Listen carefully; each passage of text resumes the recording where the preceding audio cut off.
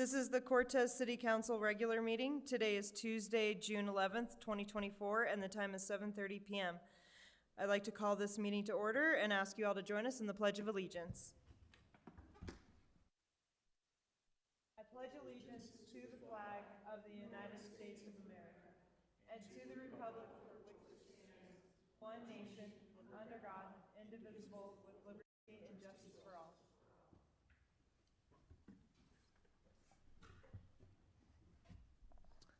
All right, Linda, can we have the roll call?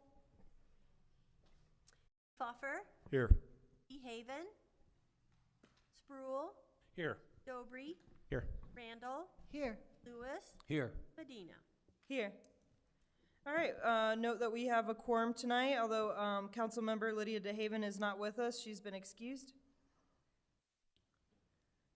And then, do we have an approval of the agenda as presented, or? I move that council approve the agenda for 2020. Second. Motion made by Lewis and seconded by Dobry. Lewis. Aye. Dobry. Aye. Pfeffer. Aye. Randall. Aye. Spruill. Yes. Medina. Aye. All right, we're going to move on to number 2 on our agenda, the consent agenda. The listing under consent agenda is a group of items to be acted on with a single motion and vote. This agenda is designed to expedite the handling of limited routine matters by City Council.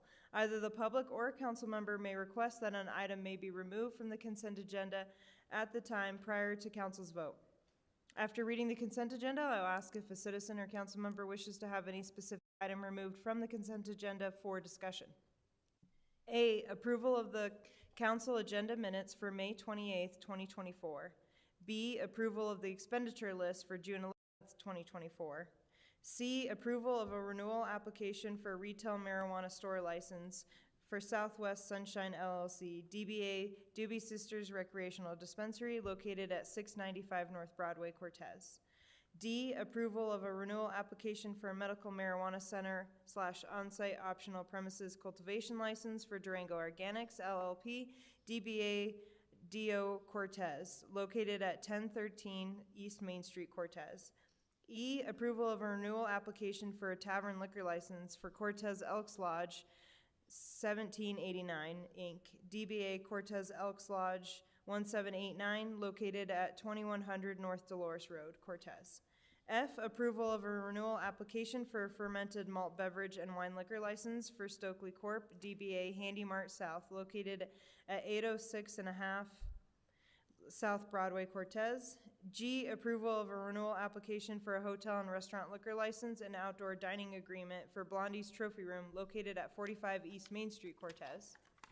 H, approval of a special event permit application for Habitat for Humanity of Montezuma County to host a backyard games event on Saturday, June 15th, 2024 from 8 a.m. to 8 p.m. at Montezuma Park, located at the corner of Market Street and Montezuma Ave, Cortez. And I, approval of a change in corporate structure and renewal application for an arts liquor license for the Cortez Cultural Center, Inc., DBA Cortez Cultural Center, located at 25 North Market Street, Cortez. Would anyone like to have an item removed for discussion, or? I move that council approve the consent agenda as presented. Second. Motion made by Dobry and seconded by Lewis. Randall. Aye. Lewis. Aye. Pfeffer. Aye. Dobry. Aye. Spruill. Yes. Medina. Aye. Okay, we are moving on to number 3 on our agenda, public participation. There's no limit to the number of speakers, although public comment will be held to an overall time limit of 30 minutes. Okay, no public commenters tonight, so we'll move on to 4 on our agenda, presentations. We have none.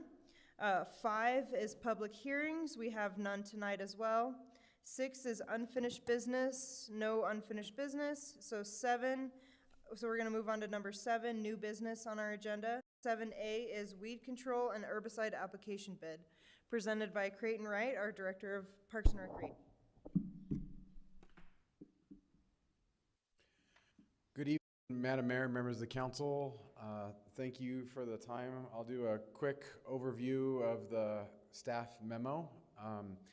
Our herbicide contract hasn't been bid for several years. We had a contractor who initially bid it almost 10 years ago and maintained the same terms for every year, so we continued to update it with those same terms since nothing changed, and we were getting a pretty good deal.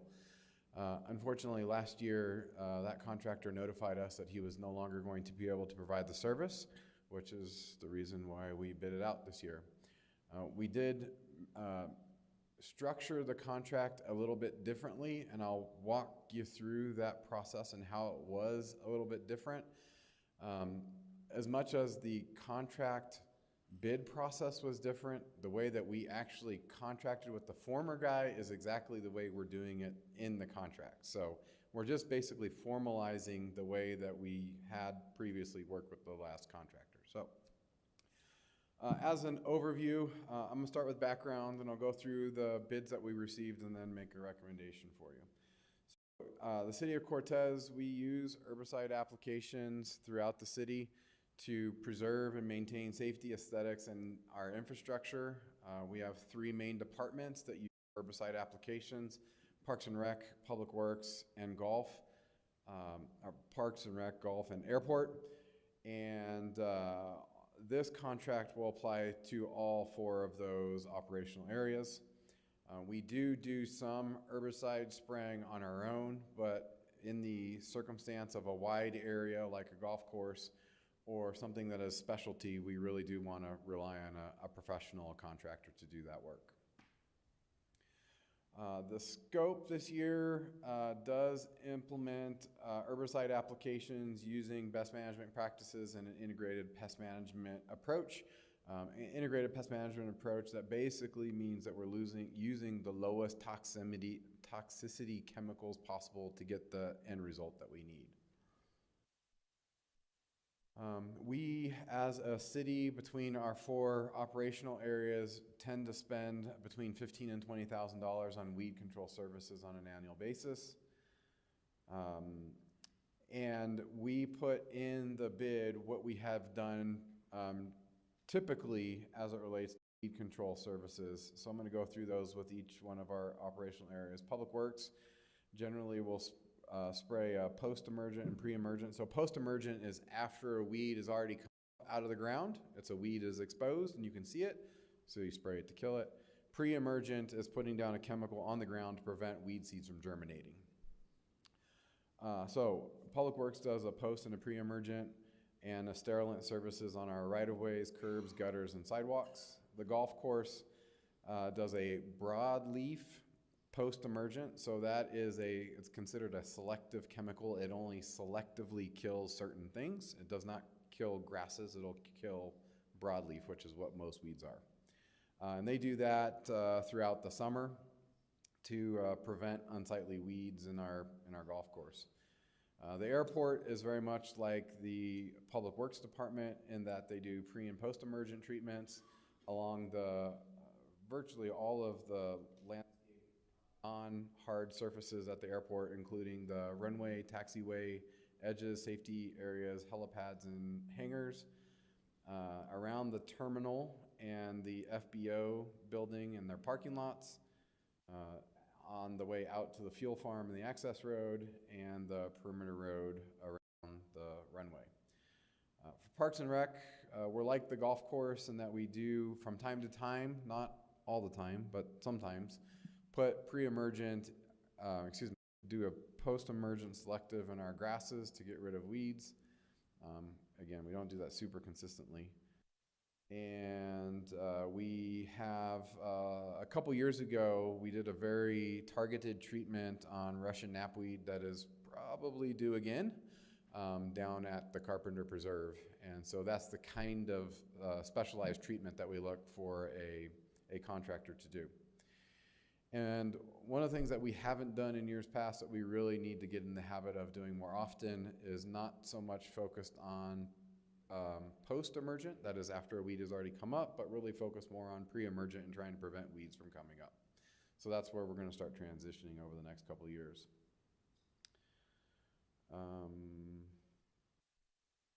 So when we originally put the bid out, it was worded a bit confusing, and It was hard for the contractors to provide us a bid that really made sense. So we ended up completing an addendum in which we changed our methodology a bit and really focused in, again, as I mentioned in the introduction, and providing a contract that allows each individual operational area to reach out to the contractor on a task-by-task basis, get a proposal for that, and make a decision on an award based on that task award. So what we're going to be approving here today is getting in contract with 2 vendors that both complied with our terms and provided an equal cost, and we're under contract to lock in that rate. What we'll do afterwards, Parks Rec, Airport, Public Works, is that we'll reach out to that vendor with those same terms in understanding, identify the areas we want sprayed, weed controlled, and they'll provide us a proposal, we'll approve it, and then we'll get them working on it. This gives us a little bit of competition internally. So rather than selecting just one contractor and we're kind of stuck with that person forever, we have 2 now that we can choose from. And that will vary based on the individual task order. So that's the way that we had worked with the previous contractor. We did it on a task-by-task basis. Despite the fact that the contract said that we had certain work that we were supposed to do every year, it varied very, very much each year. And so the reason for not contracting a very specific scope is that, as you can imagine, weeds are going to pop up in different areas and we're not always going to know where those are. So having a very tight scope makes it harder for us to then vary that contract. This gives us the flexibility to change or shift where we need the contractors to focus their attention. The other thing I mentioned in here a couple of different times is that the availability of chemical and the effectiveness of that chemical does tend to vary throughout the year.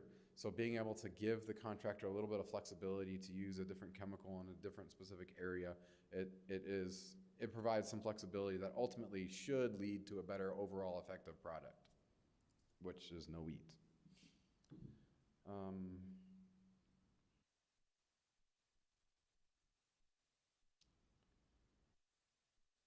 So I'll get into the bids that we actually received. We received 2 bids from local contractors. Their final proposals that we requested through the addendum are attached to the council memo. So you can review that for the complete information if you're interested. We asked through that proposal form for the contractors to identify the areas that they wanted to work and the type of applications they wanted to do. As you can see through the summary on the council memo, the one contractor, JB Contracting, wants to do all of the locations and all of the types of work. The other contractor, Bonfire Weed Management, wanted to do work only at the airport and only in the public works right-of-way areas, but all of the types of weed control. They each bid the same cost, which was $105 per hour, which includes both their labor and their equipment costs. When we get a task proposal from them, there will be one additional, or perhaps 2 additional costs. One additional cost on every task, and that is the chemical cost that will be added to it. The other potential cost, because we are asking these contractors to do works in the right-of-way, they will from time to time have to do traffic control as well. That is an additional cost that they can add into their proposal that is acceptable will be acceptable through the contract. One really important note, as we were going through and making the changes through the addendum, both contractors were very clear that we as a city need to take a better, kind of broader, longer term approach to our weed control practices. And that is to complete an annual plan focusing on very specific objectives. And what that really means is if there are specific weed species that we're trying to eradicate, generally speaking, one application 1 year does not get rid of that species. It takes a couple of years staying after it. Where knapweed is a perfect example of that. It'll take us a couple years once we put a concerted effort into trying to eradicate. That is a Class A species in the state that we're a noxious weed species that we're trying to get rid of. Another example, this last year at Carpenter Open Space, musk thistle showed up along the walkway. It's a pretty flower, but it is a very invasive weed species. We're going to have to really stay after that in order to get rid of it, and it's going to take us likely a couple of years to do so.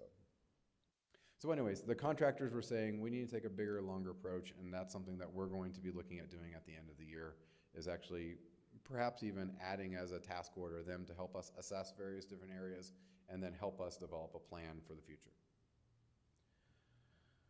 So that's background. That is a quick overview of the bids that we've received.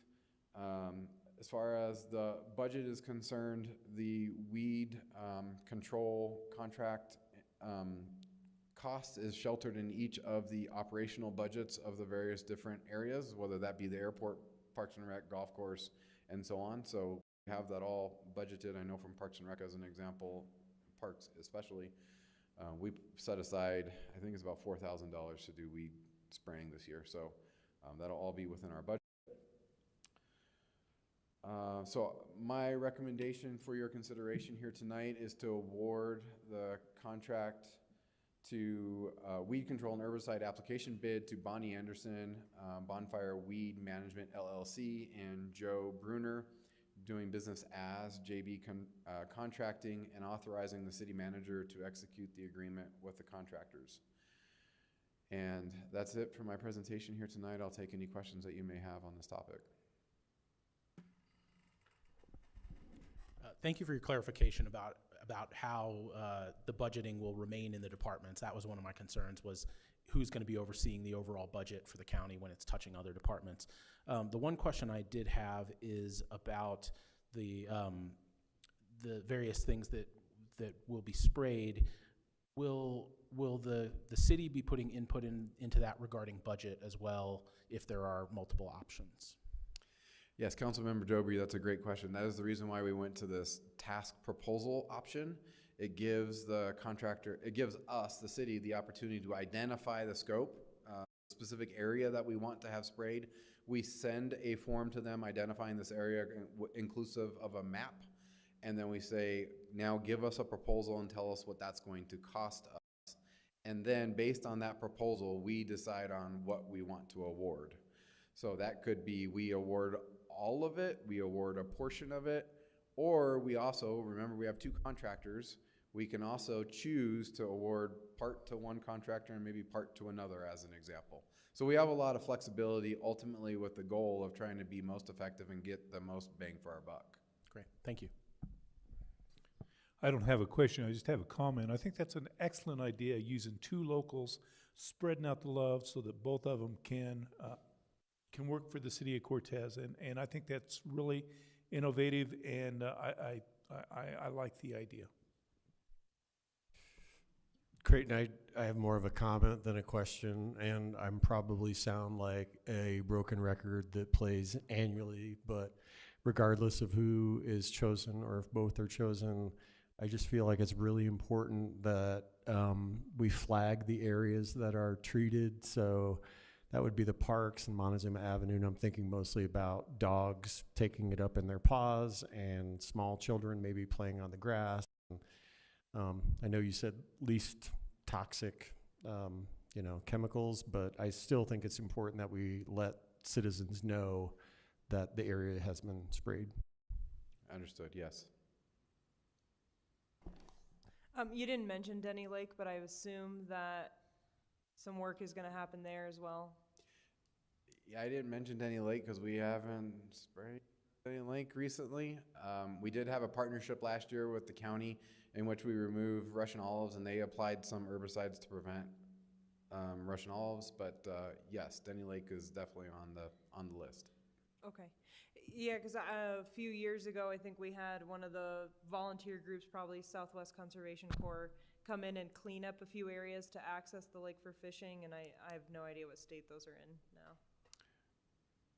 I think they're still in pretty decent shape. I know at least on the east side, as I understand where the shelter has been, that's in still pretty good shape. So, okay. Yeah, but it's certainly, I know that we, I don't remember if it was last year or the year before that, but we had a goat head issue that we had hand pulled, and it would be much better to get them early before the goat heads actually arrive and spray them instead. Okay. And I think having a long-term plan is a great idea, being more proactive. Yeah, makes a lot of sense. Yeah. All right. Any more questions for Creighton, or do we have a motion?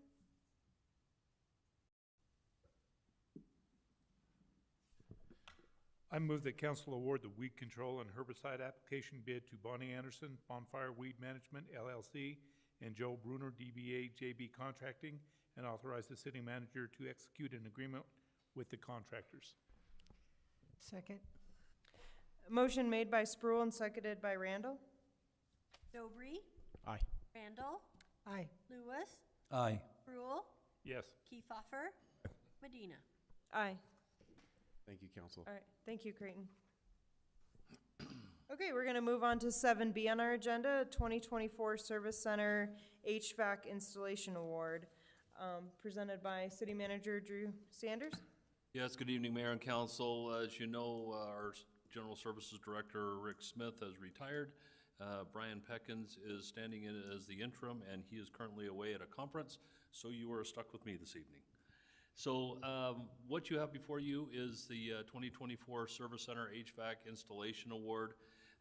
Some history on this. This was actually budgeted in 2022 for the fiscal year 2023 as a capital project. Back then, we actually were able to purchase the equipment, meaning the train units and the variable air volume units for much cheaper. Going out early, we kind of did a group bid with other municipalities and was able to get that much cheaper. What didn't turn out to be easy after that was to get installation done for that. We have tried several times. This one actually started to go to bid. It was actually been out 5 times now. We found another one in late 2022 where we tried to get it out and get that bid going in for early 2023. But since then, there has been 5 times now that this has gone out. And each time we have had, it's been opened by multiple prospective bidders. Each time it's gone out to as many as 307 potential bidders, only opened between 17 and 20 each time. And each time we were only able to get 1 bidder. And that has continued until now. And after 5 attempts, we're still back to 1 bidder. And unfortunately, you know, and I don't want to knock the company, but, you know, we all try to, you know, keep our dollars local. This company is out of Farmington Heating, or out of Farmington, and it is called Farmington Heating and Metal Company. It's what we can get. I mean, you know, they've done a good job. There's nothing wrong with their work, but, you know, our dollars don't stay local. So with that, I am suggesting to council that, yes, we still only have 1 bidder. We have done everything we can to get more bidders, including work with a manufacturer who's supposed to help us get a contractor for this, and that has fallen through. We also worked with our mechanical engineers, ME&E, for guidance and insights. I personally have met with them trying to get more information on who we could perhaps get to do this. And what we could get is places like Salt Lake City or Denver, but then you're gonna pay massive trip charges and everything else to get in here. So we rejected that. So we have tried and tried again, and now we are into the warranty period on the equipment that we bought. So we're starting to hit that point of diminishing returns. Right now, this current bid is for $406,592. There is $430,000 budgeted for this. So we are under budget. So I am suggesting to council that you consider at this point awarding the HVAC bid. Thanks, Drew. Any questions from council members? When can they get started on the project? You know what, Counselor, I don't have that in front of me. I'm sorry. It would be It would be this year, This yes. year. Last I knew, my recollection, and please don't hold me to it, but it's this fall. I just wanted to say thank you to Drew and to the staff for the due diligence that they've done over the years. I know our council repeatedly says we want multiple bids. It's an important thing for us, but timely replacement is also important. And I think that you clearly have done all of the things that you can do with that, and I think we should move forward with this bid.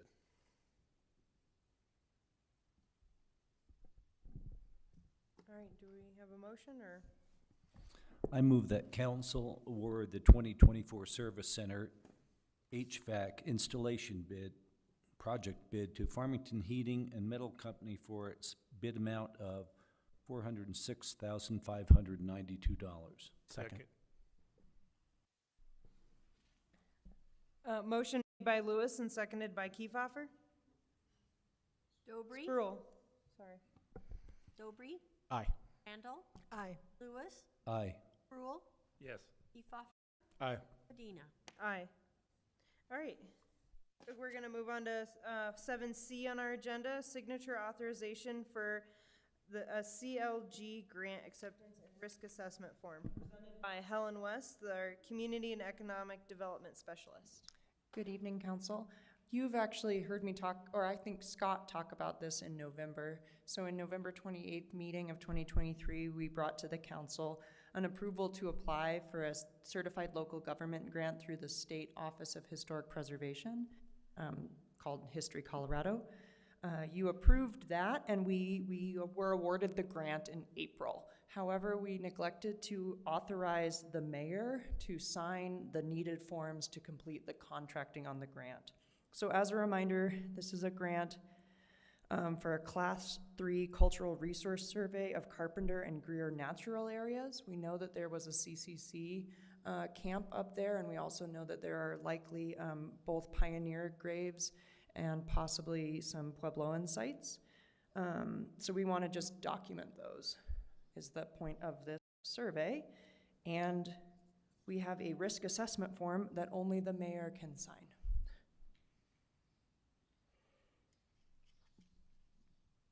Any questions? I guess, when would this work start? So we didn't like disqualify ourselves. No, we have not disqualified ourselves. The History Colorado is patiently awaiting your signature if approved. We actually have a request for proposals out. We're not allowed to contract with anyone, of course, until we bring it to council, but we put that out just in anticipation of that bid, hoping that we can start as early as August. Of course, don't hold me to that, like Drew said. I'm not entirely sure. It depends on a lot of things. Of course. I move that council authorize Mayor Rachel B. Medina to sign the completed risk self-assessment form and other documents as necessary to obtain and complete the Class 3 resource survey of Carpenter and Greer natural areas grant from History Colorado. Second. Motion made by Dobry and seconded by Randall. Dobry, Aye. Buffer, Aye. Randall, Aye. Lewis, Aye. Spruill, Yes. Medina. Aye. Thank you, council. Thank you, Helen. All right, we're going to move on to 7D on our agenda, a memorandum of understanding for the 4th of July fireworks display at Parque de Vida and fireworks display permits for the 4th of July and Pinto Bean Golf Tournament fireworks display. Presented by Linda. Good evening, Mayor and City Council. In front of you is a memo regarding the fireworks displays this year. We have 2 of them that the Cortez Fire Protection District is involved with. The 4th of July held in Parque de Vida, and the Pinto Bean Golf Tournament held at the Conquistador Golf Course. This year it will be on August 17th. There's a memorandum of understanding included in the packet with the Cortez Fire Protection District, and also in front of you is the fireworks display permits for the 2 events. Their certificate of liability insurance policy is also included. Staff is asking that council authorize the city manager to sign the memorandum of understanding between the city of Cortez and the Cortez Fire Protection District concerning the hosting of the 4th of July fireworks, and authorize the city fire inspector, which is Sean Canada, to sign the fireworks display permits for July 4th and for the Pinto Bean Golf Tournament on August 6th. you. If you have any questions. I don't think so. All right, do we have a motion?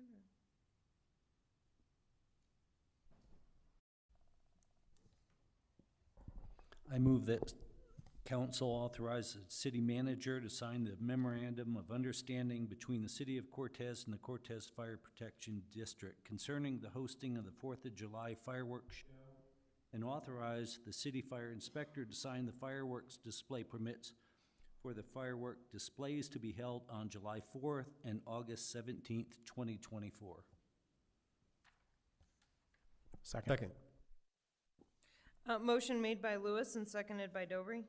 Spruill, Yes. Kiefhoffer, Aye. Dobry, Aye. Randall, Aye. Lewis, Aye. Medina. Aye. Okay, we're gonna move on to 8 on our agenda, draft resolutions and ordinances. We have none tonight. So then 9 is the city attorney. Thank you, Madam Mayor. Periodically, you've asked me to update you on our efforts to respond to Cora requests.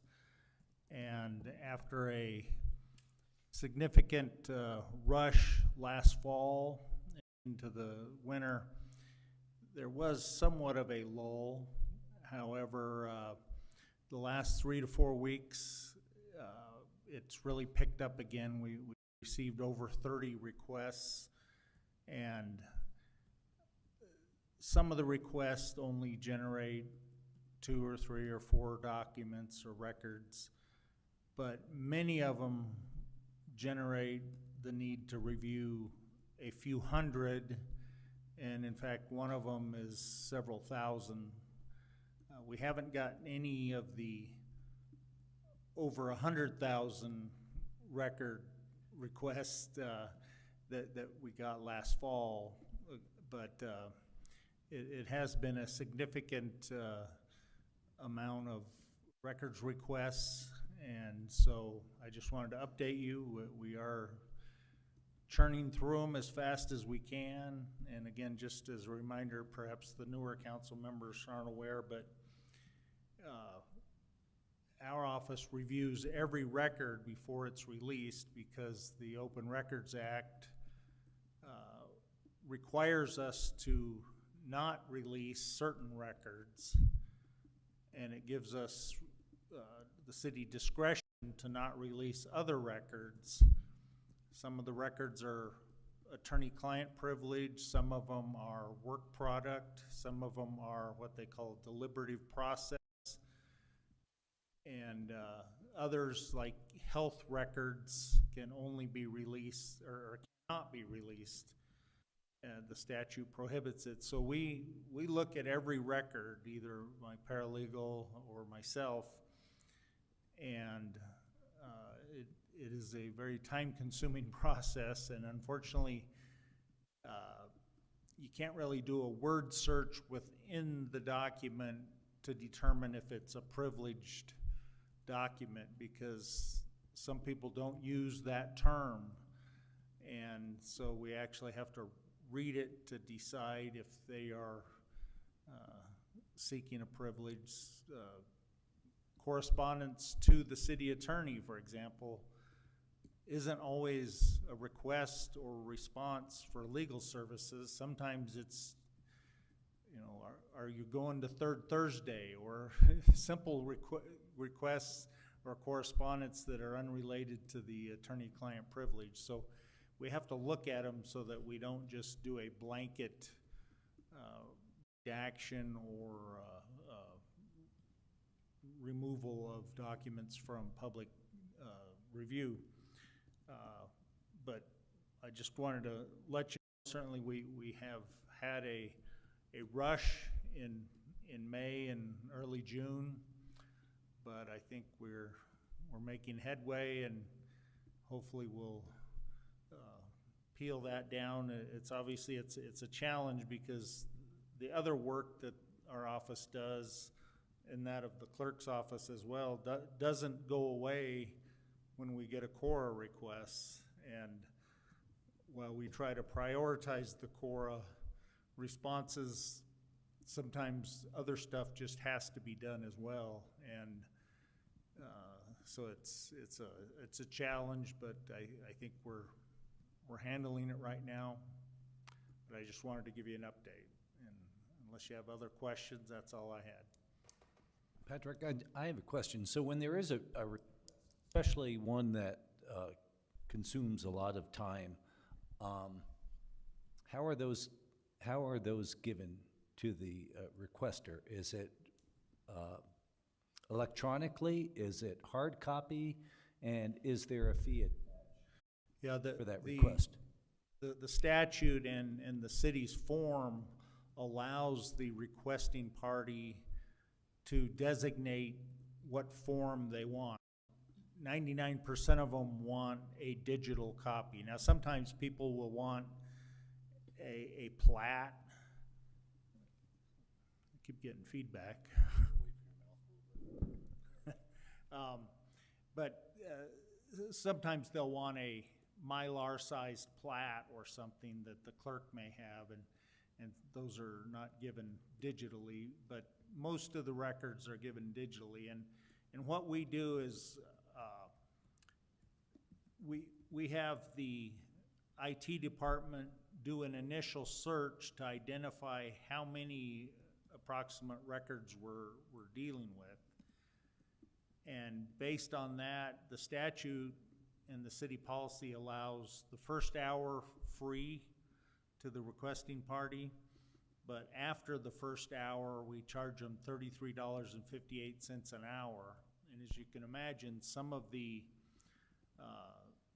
large requests take several hours, and it gets very expensive.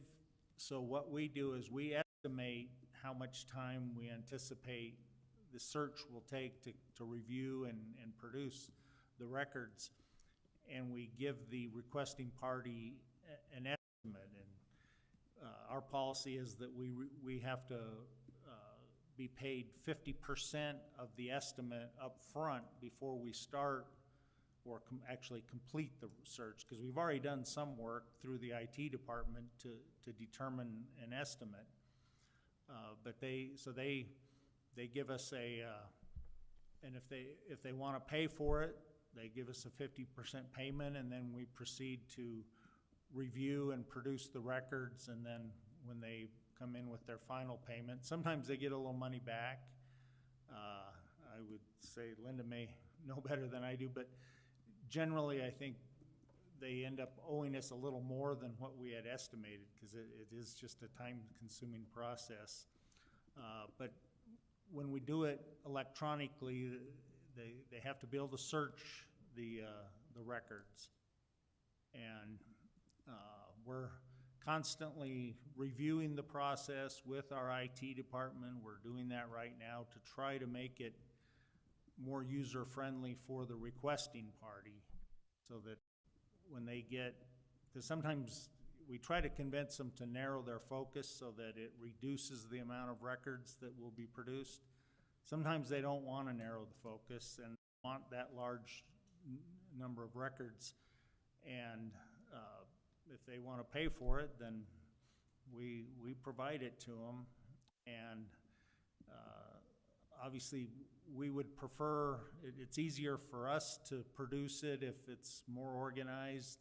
It's easier for them to review what we give them if it's more organized. So we're working with our IT department to kind of fine-tune the process for delivering the records.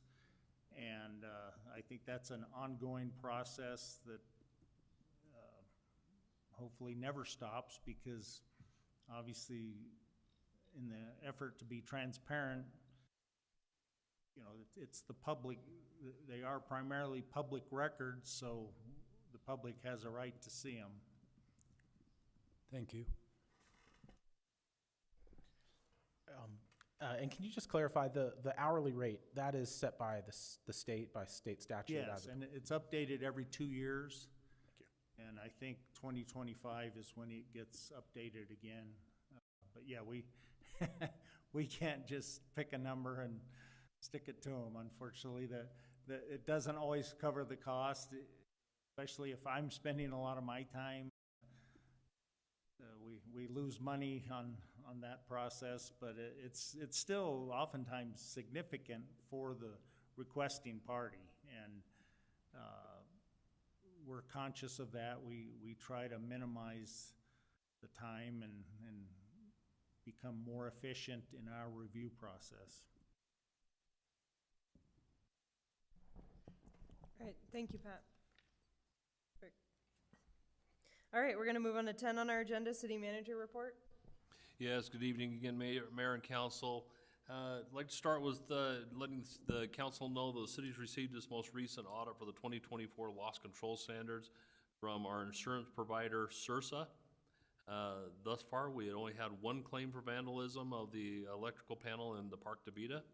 Upon review of the loss control audit, the city received a final score of 101%, and that comes partially with our participation in educational opportunities from them, so we're able to exceed 100%. This passing criteria applied to the administration, public works, police, park, and recreation, the future loss action control plan, which includes the data security checklist to find discrepancies in our cybersecurity program. So that's ongoing.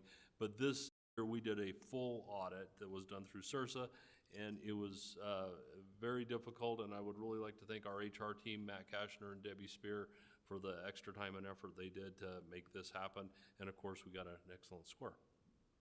Secondly, as many of you know, and this is for public consumption, but the two pocket parks located at Market and 4th Street, and then as well as Harrison and 3rd Street, were rededicated on Friday, June 7th, with the addition of playground equipment in both parks. When the South Neighborhood Park was put on hold, other park enhancements were considered.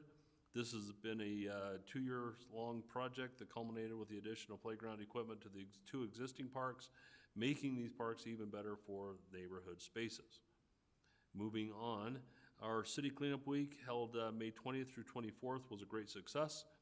This year, the city picked up 56 tons of discarded debris compared to 61 tons in 2023. Mattresses are a big deal for us, and we keep picking them up in a massive number. This year we picked up 106 of them. However, in 2023 we picked up 164 of them. It's better for us to pick them up and get them in the landfill than to have them end up in alleys and other places. I'd really like to thank the Public Works and Refuse team for all they did to keep the city looking good this year. This is a big deal for us, and it's one of two. The second will take place in October of this year. So that completes my report, Mayor. Thank you. Okay, we're gonna move on to 11 on our agenda. 11A is the mayor's report on our workshop. To start off our workshop tonight, we met our new IT manager. He started with us this week. Jay, I can't remember his last name. Sorry. Roar. Okay, great. So it's great to meet Jay and have him join our team. And then we have a lot of most of our candidates for that. I just want to run through. We have one seat open for the Historic Preservation Board, one seat open for Planning and Zoning, 4 seats open for the library. Are these candidates? Okay, 3 seats for the library, 4 seats for Parks and Recreation, and then we have a new youth joining our Arts Committee. And then council members, Robert brought up Bill. I brought up a House bill that was recently signed regarding our right of first refusal for properties in local communities, and the possibility of perhaps waiving our right related to that. All right, and so that'll be a future discussion for council. And then Councilmember Kiefhofer brought up the event where we dedicated the parks, and then the event on Sunday for our fallen officer, Officer Moran, the wall that came through. Okay, and then we're gonna move on to B, 11B on the agenda, other board reports. We'll start with Councilmember Dennis Sproul. Okay. Madam Mayor, Parks, Recreation, Forestry Advisory Board met on Thursday, June 6th here at City Hall, and We, most of our time actually was spent with an update from Rachel Marchbanks and Helen West regarding the South Neighborhood housing portion of the 7th Street project. We talked about the Pocket Park Playground update, and we had several people actually from the Parks, Recreation, Forestry Advisory Board attend that dedication on Friday. We're making quite a bit of progress on the Rec Center user group. The application form, I believe, is completed and ready to go, and that's about it. I was really happy to attend the rededication of both of the pocket parks. I think that was a really great thing for the community, and to see the youth on the south side of town have parks close to their community. And then also I attended my last Historic Preservation Board, and I'm not going to report on it. I will leave that to April Randall, who is taking over for me. Thank you, Councilman Dobry. Regarding the Historic Preservation Board meeting, which I attended on June 5th, 2024, there was some discussion about the Cortez Historical Preservation Day and Month, and we've heard about that and how successful it's been, so I won't recap that. Regarding the certified local government grant for a cultural resource inventory, we've heard about that already tonight regarding the Carpenter and Greer natural areas. The request for proposal closes on June the 21st, and the proposals are to be reviewed, and recommendations will be made to the council in late July. The third item that was discussed was regarding the year 2026, which is going to be America's 250th birthday. It's also going to be Colorado's 150th birthday, and it'll be Cortez's 140th birthday. Wow. So that's going to be a special year for us. We're looking forward to seeing what we can come up with for ideas for celebrations and participating in that great event. The July 4th meeting is canceled due to the proximity to the 4th of July. And a letter is going to be put out shortly to about 87 property owners here in Cortez whose properties are eligible to become listed on the Cortez Historic Register. This letter's put out every every even year, and currently there are about 58 properties on the list. So that's it for that one. I also had the opportunity to participate in the Montezuma County Homeless Prevention Team, which met on June the 10th, 2024 at the Pinion Project. It's my understanding that there's about 348 unhoused individuals in the city right now, which is a large number to my realization. Along those lines, the day center or shelter that's run by the Pinion Project has serviced about 68 different individuals. Those are not encounters, but those are individuals in the last month, which is up from previous years, or up from previous month. It's only been in operation a few months. The Built for Zero, which is basically the data collection system for the unhoused or homeless in our area, is participated in by two organizations, both Pinion Project and the Bridge Shelter. Pinion Project is currently updating their reporting process, getting on top of that. The big news out of Pinion Project is that the application process for people who want to be housed in the Tyree-Con housing endeavor, which is about ready to be completed, they're opening their application process for that now for people who want to be residents there. The building's set to be scheduled completed in July. They anticipate a mid-August move-in after they have